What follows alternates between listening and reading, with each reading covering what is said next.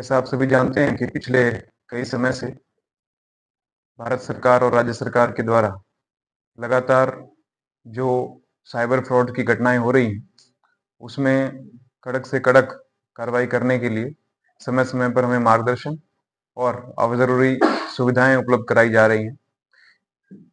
इन्हीं प्रयासों के तहत कल भुज पुलिस को, क्राइम ब्रांच को एक सूचना प्राप्त हुई कि मुंद्रा रोड पर भानुशाली नगर में स्थित हरिरत्न बिल्डिंग के फ्लैट नंबर 203 में कुछ व्यक्तियों के पास बड़ी मात्रा में आधार कार्ड, पैन कार्ड, अन्य दस्तावेज, उद्यम कार्ड और चेकबुक, पासबुक्स आदि उपलब्ध है।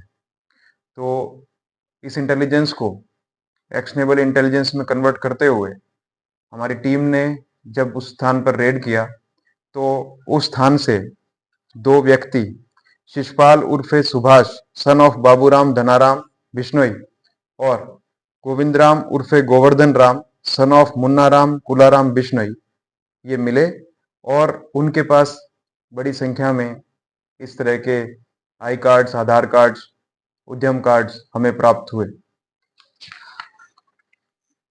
जो चीजें हमें वहां से प्राप्त हुई वो अलग अलग बैंक के 42 डेबिट कार्ड्स हमें मिले, 42 डेबिट कार्ड मिले, जिसमें द भुज मर्केंटाइल बैंक के 6, राजकोट नागरिक सहकारी बैंक के 3, यूनियन बैंक ऑफ इंडिया के 3, सेंट्रल बैंक ऑफ इंडिया के 5, HDFC बैंक के 4, बैंक ऑफ इंडिया का 1, इंडसइंड बैंक का 3, कैनरा बैंक के 2, बैंक ऑफ महाराष्ट्र के 3, बैंक ऑफ बड़ौदा के 5, पंजाब एंड सिंध बैंक के 2, IDBI बैंक के 2, इंडियन ओवरसीज बैंक के 2, AU स्मॉल फाइनेंस बैंक का 1, ये डेबिट कार्ड्स हमें प्राप्त हुए।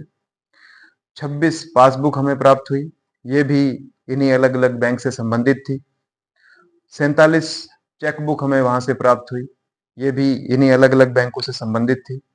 1 लैपटॉप हमें वहां से प्राप्त हुआ। 8 mobile phone, total 8 mobile phone हमें वहां से प्राप्त हुए। 16 आधार कार्ड हमें वहां से प्राप्त हुए। 13 पैन कार्ड्स प्राप्त हुए। 1 पेन ड्राइव प्राप्त हुई। मकान के भाड़े करार की नकल 2 प्राप्त हुई और नोटरी करेल दुकान के पार्टनर शिप अंगेना करार ये हमें 3 प्राप्त हुए।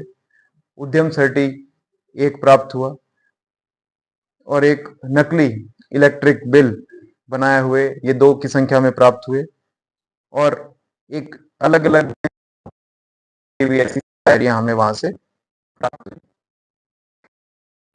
और दोनों आरोपियों को आगे इन्वेस्टिगेशन करते हुए हमें काफी डिटेल्स प्राप्त हुई हैं।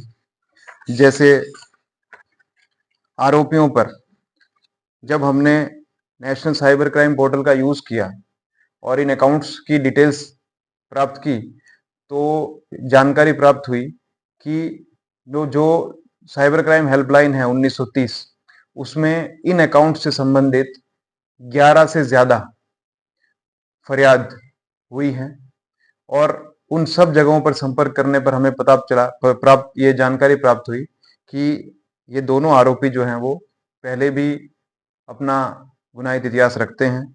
इसमें शिषपाल बाबूराम बिश्नोई पर लोहावट राजस्थान में सन 2013 में IPC की विभिन्न धाराओं के तहत और पॉक्सो के धारा के तहत एक ऑफेंस रजिस्टर है। फलौदी में राजस्थान में 2014 में राजस्थान परीक्षा अधिनियम का एक गुना दाखिल है, IT एक्ट का गुना दाखिल है।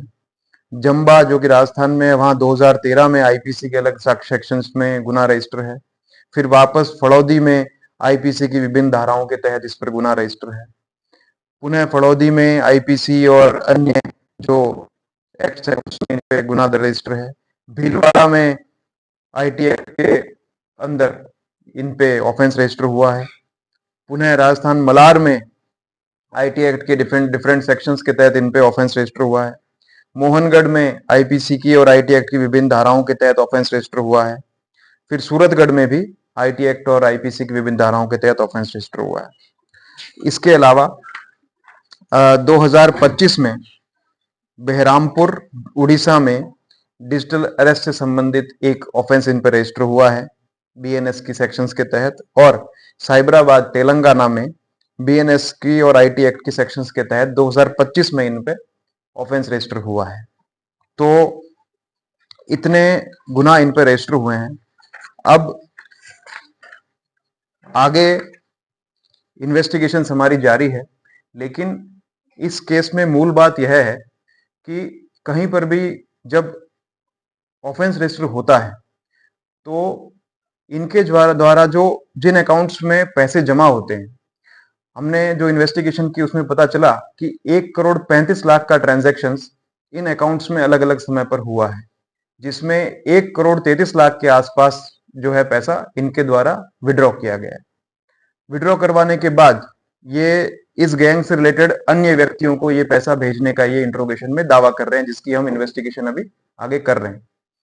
इसमें मूल बात समझने की यह है कि ये व्यक्ति इस तरह से ज्यादा से ज्यादा संख्या में अकाउंट्स बनवाते हैं, बैंक खाते खुलवाते हैं, और बैंक खाता खुलाते समय ये जो डिटेल सबमिट करते हैं, मोबाइल नंबर किसी और व्यक्ति के नाम पे जिसमें ओटीपी इनके पास आता है, और उसमें किसी और व्यक्ति के एड्रेस की डिटेल्स देते हैं।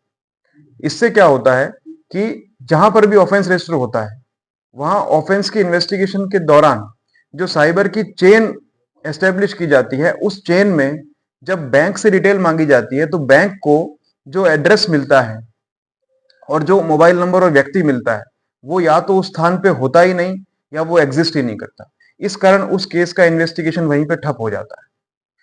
तो हमारी टीम को सफलता इसलिए मिली क्योंकि ये सभी इन सब अकाउंट्स की डिटेल्स के साथ हमें यहाँ हाजिर मिल गए। हाजिर मिलने के कारण जब हमने इन अकाउंट्स के बारे में तपास की साइबर क्राइम पोर्टल पे, तब हम अलग अलग स्टेट्स की पुलिस का कांटेक्ट करने में सफल हुए, और तब हमें जानकारी प्राप्त हुई कि वो तपास करते हुए इसलिए आगे नहीं बढ़ पा रहे थे क्योंकि उनके पास जो अकाउंट होल्डर की डिटेल्स थी उसमें किसी और की ही विगत थी, जो या तो वहां पे उपलब्ध नहीं था, या ऐसा व्यक्ति एग्जिस्ट नहीं करता था, या ऐसा कोई एड्रेस था ही नहीं। तो उनसे हम संपर्क कर रहे हैं। इसमें उड़ीसा पुलिस से कल ही संपर्क हुआ है। वो उनके वहां डिजिटल अरेस्ट का एक बड़ा मामला रजिस्टर हुआ है, जिसमें आई थिंक 30 से 45 लाख के आसपास का ये मैटर है। तो इनकी एमओ ये थी कि इस तरह से ये किसी एक स्थल पर 2 से 3 महीने रहते हैं, वहां पर बैंक्स में इस तरह के डिटेल्स देकर के ये अपने अकाउंट्स खुलवा लेते हैं, और जैसे जैसे बड़ी संख्या में अकाउंट्स 1930 पर फरियाद के बाद में लगातार फ्रीज होने लगते हैं, तो फिर ये अपना डेस्टिनेशन चेंज कर देते हैं। भुज से भी ये पिछले अगले 5-7 दिनों में यहाँ से निकलने वाले थे, और जैसा इंट्रोगेशन में पता चला कि ये नेक्स्ट डेस्टिनेशन इनका बेंगलुरु होता, और बेंगलुरु में ये इसी तरह की एमओ को यूज करके बड़ी से बड़ी संख्या में ये अकाउंट्स खुलवाते और फिर उन अकाउंट्स का उपयोग करते इस तरह के डिजिटल अरेस्ट के लिए, फ्रॉड कॉल के लिए, विशिंग के लिए, ट्रेडिंग पर्पसेस फ्रॉड के लिए, ऑनलाइन जॉब फ्रॉड के लिए, इन्वेस्टमेंट फ्रॉड के लिए, यूपीआई फ्रॉड के लिए, बिजनेस एंड इन्वेस्टमेंट फ्रॉड के लिए, work from home related fraud के लिए, केवाईसी अपडेट फ्रॉड के लिए। ये सभी हमें डिटेल्स प्राप्त हुई हैं। इसके अलावा भी ये बहुत से मामलों में शामिल हैं जो इंट्रोगेशन में हम धीरे हैं। ये बैंक्स में शॉप्स की भी फर्जी डिटेल्स दे करके और करंट अकाउंट्स बड़ी संख्या में खुलवाते थे।